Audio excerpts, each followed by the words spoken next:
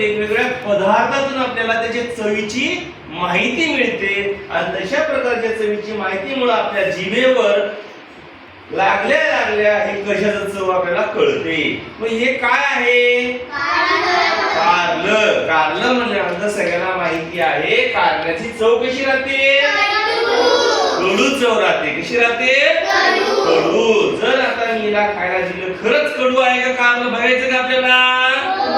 वा वा वा. त्याच्यात जिभेला लावतो, फक्त जिभेला लावतो. हा जिभेला लावतो. सांग बरं बेटा ही चव कशी वाटेल तुला? कडू. कशी लागायली? कडू. आता तू सांग बेटा आता याची चव कशी लागते? हा सांग कशी लागते? कडू आहे का गोड आहे? खरं खरंच का? याला कडू. कारल्याची चव कडू असते. हे काय आहे सगळ्याला माहिती आहे? काय आहे? गुळ आहे. काय आहे? गुळ म्हणल्यानंतर खावंसं वाटते आपल्याला. गुळाची चव कशी राहते? मग गोड राहते. आता गुळ कोणाकोणाला खायला आवडते? मग आता याला खायला देऊत आपण. बघ रे तिकडे कॅमेऱ्यात बघ. सांग मला गुळाची चव कशी आहे? सांग बरं का. गोडच आहे का? खूप गोड लागायला का थोडं कडू लागायला? तू खाली म्हणून तुला डबल देतो. कडू दे खालीच म्हणून. तू खा. कसं लागायला? गोड लागायला का? छान छान. म्हणजे गुळाची चव कशी असते कळाली का? शिवमला थोडा उशीर झाला. नारळ फोडायला गेले खाल्या गावात वाणायला. ठीक आहे. चला त्याच्यानंतर हे काय बेटा सांगा बरं? चिंच. चिंच म्हणल्या काय वाटते आपल्याला? काय वाटते चिंच बघितल्या सगळ्याला चिंच बघितल्या हवाहवाचं खावंसं वाटते. लगेच चिंच बघितल्या आपल्याला तोंडाला पाणी येते. हे वैशिष्ट्य आहे. बरोबर आहे. कशामुळं? चिंच आंबट राहते आणि आंबट खायला आपल्याला खूप खूप आवडते. आता कोण खाल्लं नाही चिंच? ज्याने चव बघितली नाही. आता साक्षीला आपण काय करूया? चिंचेची चव विचारूत आपण. साक्षी सांग बरं चिंचेची चव कशी आहे? आंबट. गोड तर नाही ना? बर. आता माऊलीला विचारूत आपण. चिंच.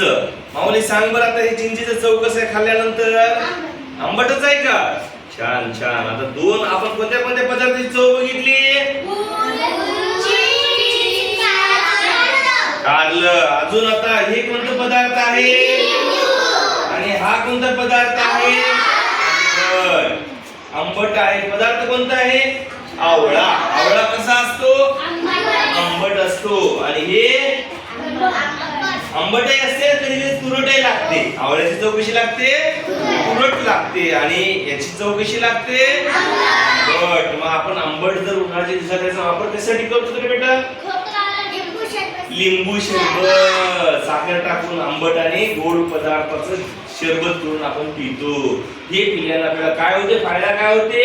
जर उन्हात जर गेलं तर आपण सरबत जर पिलं तर शरीरातलं पाणी कमी झालेलं राहते. ते पाणी या लिंबू आणि साखरेच्या पाण्याने आपल्या शरीराला काय होते? ताकद मिळते, ऊर्जा मिळते. म्हणून याचा वापर उन्हाळ्याच्या दिवसात सगळ्यात जास्त करतो. जास्त जर खाल्ल्याला काय होते? याच्यानं खोकला लागतो. काय लागतो? खोकला. आता हे या महिन्यात येणारा हा पदार्थ याला काय म्हणावं रे? आवळा म्हणल्यानंतर याची चव कशी लागते? तुरट लागते खायला. आपण याचं आवळ्याचं कोणते कोणते पदार्थ खातो सांगा बरं? आवळ्यापासून कोणते पदार्थ बनवतो आपण? आवळ्याची शॅम्पू बना. ठीक आहे. अजून आवळ्याचा मुरब्बा बनवतो. मुरब्बा बरोबर साखर टाकून. बरोबर आहे का नाही? मग आवळा आपण आवळ्याचं लोणचं सुद्धा घालता येते.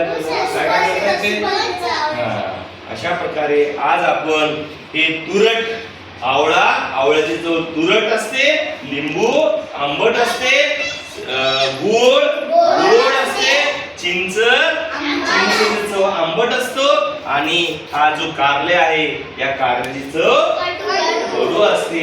हे आपण आजच्या प्रयोगातून आपण आज काय केलं? सिद्ध झालं की आपल्याला माहिती होतं आणि आजच्या प्रयोगातून आपण हे सगळं शिकलो. धन्यवाद. कळालं? कट कर बेटा.